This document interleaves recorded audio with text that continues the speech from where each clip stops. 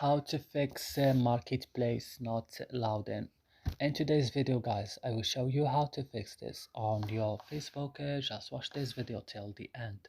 So first you need to go to your settings of your phone, open then apps option. Here on apps option, search for Facebook, open Facebook, then scroll down, click on storage, click now on the last button, clear data, click OK, and then you have to back, click on force stop. And what's next you need to do, you have to restart your phone. That's it. I hope this video is helpful for you. Don't forget to like, subscribe in our channel, and see you in other videos.